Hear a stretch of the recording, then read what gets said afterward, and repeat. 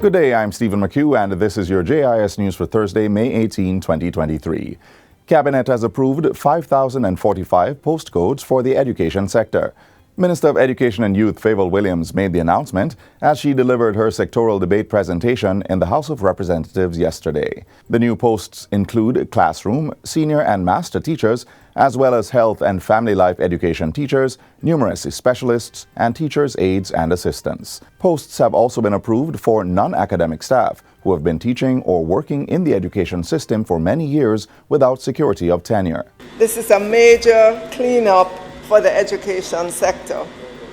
In the past, it has only been that on getting to retirement, that a teacher may find out that they have been working in a job without a postcode.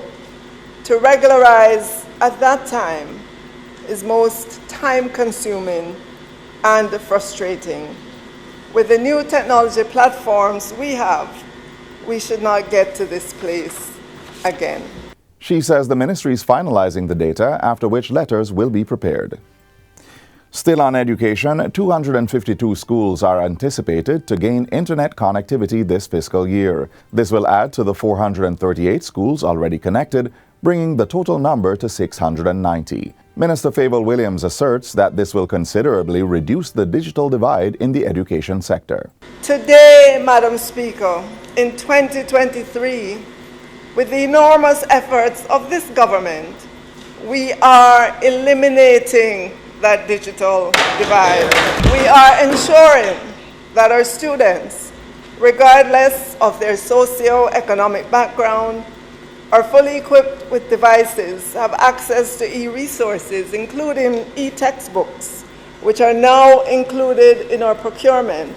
Government will go to tender this calendar year to select contractors for the modification of an additional 19 post offices in support of the National Identification Card. Minister without portfolio in the Office of the Prime Minister, Floyd Green, gave the update during his contribution to the sectoral debate in Parliament Tuesday.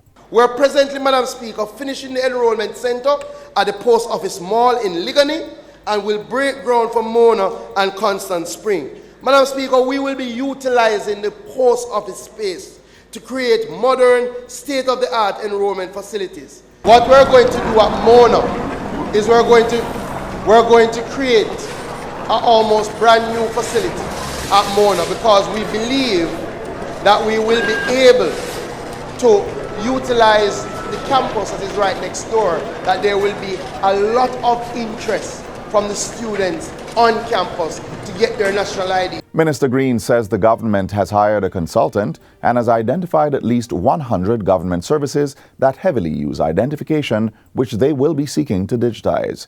He adds that a memorandum of understanding has been signed with 10 deposit-taking institutions, and 4 workshops have been held to see how they can leverage the national identification system to make life better for all. Government is moving to eliminate the need for a life certificate to verify the living status of a pensioner. This will be done with the introduction of a new national civil registration solution, which is being facilitated through the NIDS project. The most vulnerable among us, they have to go to get a JP to say that they're alive. And why that happens, Madam Speaker, is because there is no link between our records. So if somebody passes away, there is no automatic process for you to know. This government will get rid of the life certificate regime. We're procuring a new civil registry solution to link all our records, and we're going to be introducing our national identification system.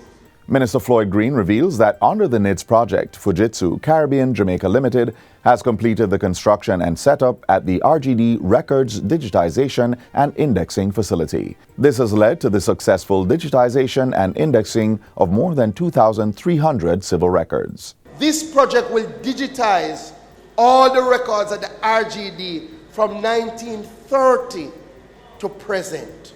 We have already employed 29 Hope students, and we're seeking to employ another 11 Hope graduates, Madam Speaker. In addition to this, RGD will be embarking on printing birth certificates in Braille to satisfy visually impaired customers. In other news, regional immigration and customs officials are being urged to take a more technological approach to improving border control and addressing threats to regional security. The call was made by Minister of National Security Dr. Horace Chang. He was delivering the keynote address at the opening of the 26th meeting of the CARICOM Standing Committees of Chiefs of Immigration and Comptrollers of Customs held in Montego Bay on Tuesday. As a community, we must continue to organize, pool resources where possible, and integrate systems that will allow us to leverage information and intelligence to improve regional cooperation and security.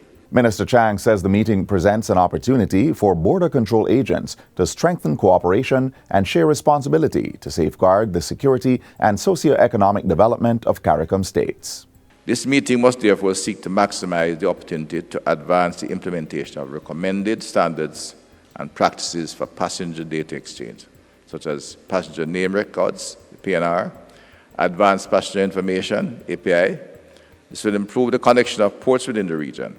And finally, approximately 200 pedestrian crossings have been identified for refurbishing as part of this year's Labor Day focus on road safety.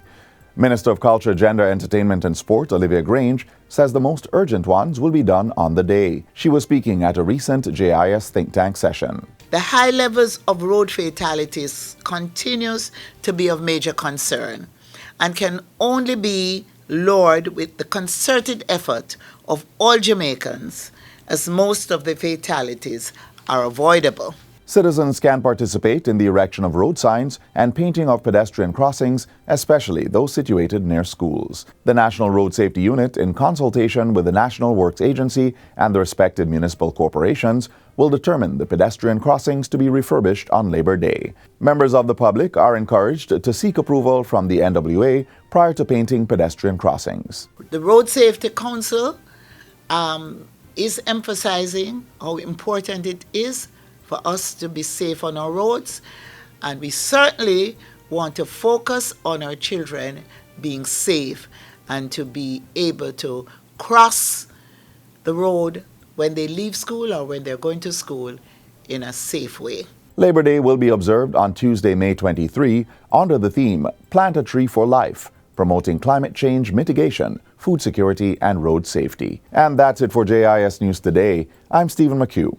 Thanks for watching.